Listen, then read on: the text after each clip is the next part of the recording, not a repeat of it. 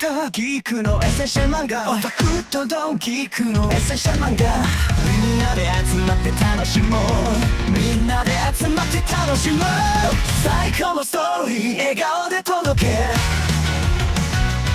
最高のストーリー顔で届けエッセンシャル漫画素敵な世界 Welcome everyone to otakusandgeeks.com Essential Manga. Justin here, back with another episode, and today we're going to be talking about the manga My the Psychic Girl, that forgotten classic of psychic action. In the landscape of 1980s manga where cyberpunk mecha and martial arts reigned supreme, My the Psychic Girl stood out as something unique.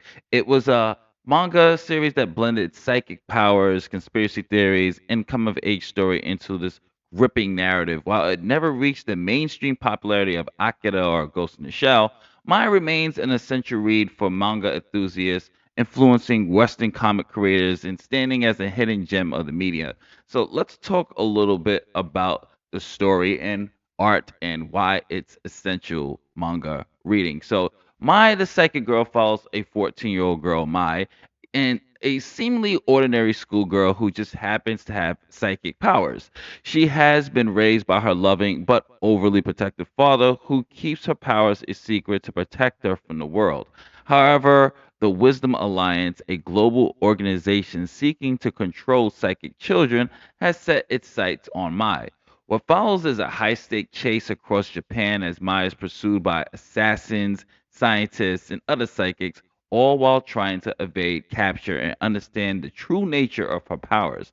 Along the way, she encounters allies like the rebellious musician Zen, who resistance against corporate control mirrors her own struggles for freedom. While the core narrative follows a traditional girl on a run structure, the story excels in its pacing, mystery, and emotional weight. Unlike many psychic power protagonists in fiction, Mai is not a cold, all powerful being. She's a teenager caught in a world of shadows, leading to trust herself and her power. And that's one thing I really did like about the manga is that they didn't make her this, because we have these psychic power characters sometimes, and they seem to be like devoid of all human emotion, or they let the power consume. She's just really is just that ordinary teenage girl who is put in this situation where people are trying to just use her for her powers and capture her, and she's constantly on the run. And it's something that's just a very fun manga to read.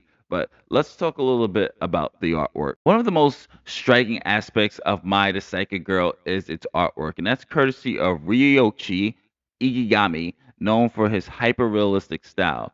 Ryoichi's illustrations bring a cinematic quality to every panel.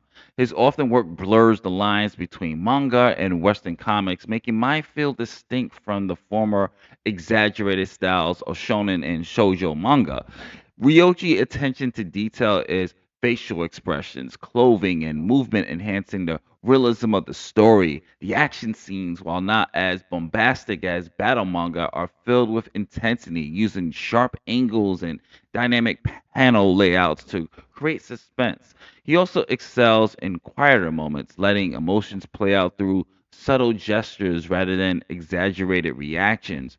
Perhaps the most impressive aspect of the artwork is how it conveys the power of telekinesis. Rather than flashy energy blasts, my psychic abilities feel weighty and tangible. Often shattered door slams and people are thrown back with force that feels real. His ability to make the supernatural feel grounded adds to the manga's gripping tension. And when you just look at some of these shots and see how beautiful the details are, just even just the facial expressions as well, especially if Maya is crying, you can really clearly see how the tears are just really just dripping down. It really gives you that human element, and it just like, and this is what I love about manga is that the art style is so well done, especially when it comes to just the facial features. It really like you can see an actress playing that particular role, and it's just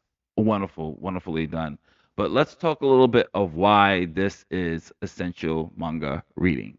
While My the Psychic Girl may not have the same recognition as Akira or JoJo's Bizarre Adventures, Its influence can be seen in many manga works, like with the idea of a young psychic girl being pursued by secret organization will later be echoed in such manga like Elfen Lied. More importantly, Mai was one of the first manga to gain a cult following in the West, thanks to its English publication by Eclipse Comics and Viz Media in the late 1980s. Its realistic art style made it accessible to American comic book readers, paving the way for the acceptance of manga beyond the more stylized work of that time. But beyond its historical significance, My the Psychic Girl remains a compelling read today. Its themes of individuality versus control, the burden of power, and the struggle to define one's own identity resonated just as strongly now as they did in the 1980s. The story may be decades old, but its storytelling remains timeless. My the Psychic Girl is a forgotten classic that deserves more recognition. With its thrilling story, artwork, and influential legacy, it stands as one of the most underrated mangas of its era. If you're a fan of psychic action, conspiracy theories, or simply great manga or storytelling, Mai is a must read.